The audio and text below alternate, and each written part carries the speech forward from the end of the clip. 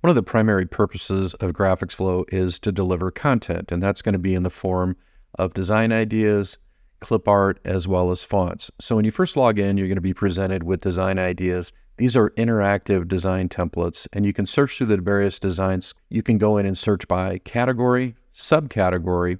You can also search by style, and then you can also search by keyword.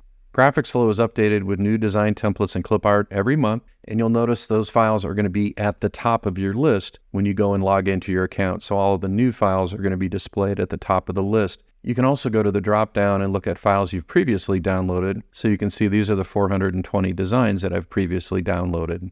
Every month when we drop in new design templates, we will take all of the design elements out of the templates and parse them out into separate elements. And we do this in case you want to be able to use these elements to create your own derivative work. So you have all the ribbons or clip art, design elements from within those templates.